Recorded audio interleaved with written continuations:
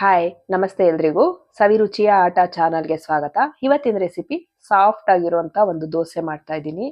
Spongy ಆಗಿರುವಂತ ಒಂದು ದೋಸೆ ತುಂಬಾನೇ ಚೆನ್ನಾಗಿರುತ್ತೆ. ಮಲ್ಟಿಗ್ರೇನ್ ದೋಸೆ ಅಂತಾನೂ ಕೂಡ ಹೇಳ್ಕೋಬಹುದು. ಅಷ್ಟು ಆರೋಗ್ಯಕರವಾದಂತ ಒಂದು ದೋಸೆ.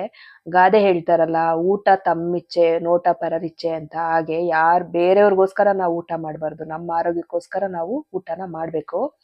ಇವತ್ತು ನಾನಿಲ್ಲಿ ದೋಸೆ ಮಾಡ್ಕೊತಾ ಇದ್ದೀನಿ. ಆರೋಗ್ಯಕರವಾದಂತ ಒಂದು ದೋಸೆ ಹೇಗ್ ಮಾಡೋದು ಅಂತ ನೋಡೋಣ. ಅದಕ್ಕೂ ಮೊದಲು ಯಾರಾದ್ರೂ ನನ್ನ ಚಾನಲ್ ಸಬ್ಸ್ಕ್ರೈಬ್ ಮಾಡಿಲ್ಲ ಅಂದ್ರೆ ಹಾಗೆ ಸಬ್ಸ್ಕ್ರೈಬ್ ಮಾಡ್ಕೊಂಬಿಡಿ. ಮೊದಲಿಗೆ ನಾನಿಲ್ಲಿ 1 ಕಪ್ನಷ್ಟು ದೋಸೆ ಅಕ್ಕಿನ ತಗೊಂಡಿದ್ದೀನಿ. ಅಂದ್ರೆ ರೇಷನ್ ಅಕ್ಕಿ ಆಗಿರ್ಬೋದು, ದಪ್ಪ ಅಕ್ಕಿನ ತಗೊಂಡಿದ್ದೀನಿ. ಅರ್ಧ ಕಪ್ ಉದ್ದಿನ ಬೇಳೆ, ಅರ್ಧ ಕಪ್ ಹೆಸರು ಬೇಳೆ, ಅರ್ಧ ಕಪ್ ಕಡಲೆ ಬೀಜ ಹಾಕೊಂಡಿದ್ದೀನಿ. ಮತ್ತೆ ಒಂದು ಅರ್ಧ ಕಪ್ನಷ್ಟು ಕಡಲೆಬೇಳೆ ಹಾಕೊಂಡಿದ್ದೀನಿ. ಮತ್ತೆ ಇದಕ್ಕೆ 1 ಟೇಬಲ್ ಸ್ಪೂನ್ ಅಷ್ಟು ಮೆಂತ್ಯ ಕಾಳನ್ನ ಹಾಕೊಂಡಿದ್ದೀನಿ. ಒಳ್ಳೆ ಎಷ್ಟು ಚೆನ್ನಾಗಿರುತ್ತೆ ಅಂದ್ರೆ ಈ ರೀತಿ ಮಾಡ್ಕೊಂಡಾಗ, ಬರೀ ಅಕ್ಕಿ ಹಾಕೊಂಡು ಒಂದೇ ಒಂದು ಬೇಳೆ ಹಾಕೊಂಡು ದೋಸೆ ಮಾಡ್ಕೊಳ್ಳೋದಕ್ಕೂ ಇಷ್ಟೆಲ್ಲದನ್ನು ಬೇಳೆಗಳನ್ನೆಲ್ಲ ಕಾಳುಗಳನ್ನೆಲ್ಲ ಸೇರಿಸಿ ದೋಸೆ ಮಾಡ್ಕೊಳ್ಳಿ. ನೀವು ಆರೋಗ್ಯಕ್ಕೂ ಒಳ್ಳೇದು, ಹಾಸ್ಪಿಟಲ್ಗೆ ಹೋಗೋದು ತಪ್ಪುತ್ತೆ. ಅಷ್ಟು ರುಚಿಯಾದಂಥ ಒಂದು ದೋಸೆ, ಹೆಲ್ದಿ ಆದಂಥ ಒಂದು ದೋಸೆ ರೆಸಿಪಿನ ಮಾಡ್ತಾ ಇದ್ದೀನಿ.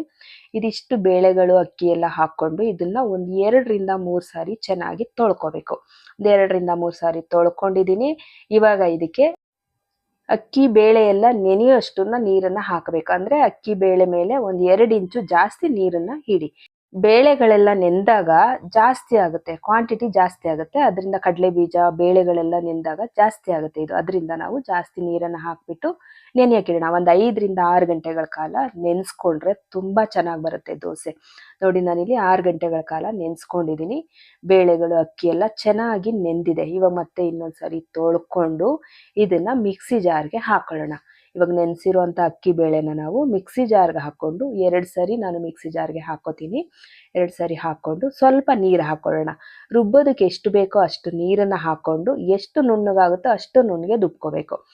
ಈಗ ದೋಸೆಗೆಲ್ಲ ಚೆನ್ನಾಗಿ ರುಬ್ಕೊಂಡ್ರೇನೆ ದೋಸೆ ಚೆನ್ನಾಗಿ ಬರುತ್ತೆ. ನೋಡಿ, ಎಷ್ಟು ಗಂಧ ಥರ ರುಬ್ಕೋಬೇಕು, ಅಷ್ಟು ನೀಟಾಗಿ ರುಬ್ಕೊಂಡು ಒಂದು ಪಾತ್ರೆಗೆ ಸೇರಿಸ್ಕೊತಾ ಇದ್ದೀನಿ. ಇದೇ ರೀತಿಯಾಗಿ ಇನ್ನು ಸ್ವಲ್ಪ ಅಕ್ಕಿ ಬೇಳೆ ಇತ್ತಲ್ವ, ಇದನ್ನು ಹಾಕ್ಕೊಂಡು ಇದನ್ನು ಕೂಡ ಅಷ್ಟೇ ನುಣ್ಣಗೆ ರುಬ್ಕೊಂಡು ಸ್ವಲ್ಪ ನೀರು ಸೇರಿಸ್ಕೊಂಡು ಅಷ್ಟೇ ನುಣ್ಣಗೆ ರುಬ್ಕೊಂಡು ಬರ್ತೀನಿ. ನುಣ್ಣಗಾದಷ್ಟು ದೋಸೆ ತುಂಬ ಚೆನ್ನಾಗಿ ಬರುತ್ತೆ. ಅದರಿಂದ ನುಣ್ಣಗೆ ರುಬ್ಕೋಬೇಕು.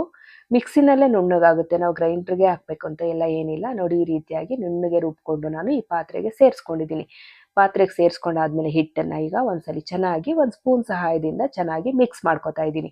ನೋಡಿ, ಎಷ್ಟು ಚೆನ್ನಾಗಿ ರೆಡಿ ಆಗಿದೆ. ಇವಾಗ ನಾವು ನೀರನ್ನಾಗಲಿ ಉಪ್ಪಾಗಲಿ ಸೋಡಾ ಆಗಲಿ ಹಾಕೋದು ಬೇಡ.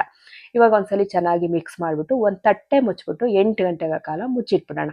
ಚೆನ್ನಾಗಿ ಹುದುಗ್ ಬರುತ್ತೆ. ನಮ್ಮ ಭಾಷೆನಲ್ಲಿ ನಾವು ಹುದುಗು ಅಂತೀವಿ, ಫರ್ಮೆಂಟೇಷನ್ ಅಂತಾನು ಹೇಳ್ತಾರೆ. ಇವಾಗ ಹುದುಗ್ ಬಂದಿದೆ ನೋಡಿ. 8 ಗಂಟೆಗಳ ಕಾಲ ಆದಮೇಲೆ, ಅಂದರೆ ರಾತ್ರಿ ರುಬ್ಬಿಟ್ರೆ ಬೆಳಗ್ಗೆ ಅಷ್ಟೊತ್ತಿಗೆ ಈ ರೀತಿಯಾಗಿ ನಮಗೆ ರೆಡಿ ಆಗುತ್ತೆ.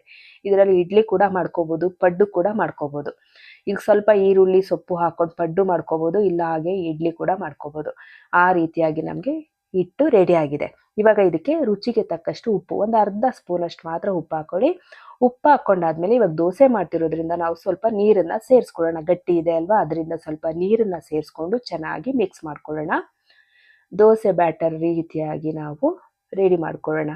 ಸ್ಪಾಂಜಿ ದೋಸೆ ಮಾಡ್ತಿರೋದ್ರಿಂದ ಸ್ವಲ್ಪ ಗಟ್ಟಿನೇ ಇರಲಿ, ತುಂಬ ತೆಳ್ಳಗೆಲ್ಲ ಬೇಡ. ನೋಡಿ, ಈ ರೀತಿಯಾಗಿ ಚೆನ್ನಾಗಿ ಮಿಕ್ಸ್ ಮಾಡಿ ಆಯಿತು.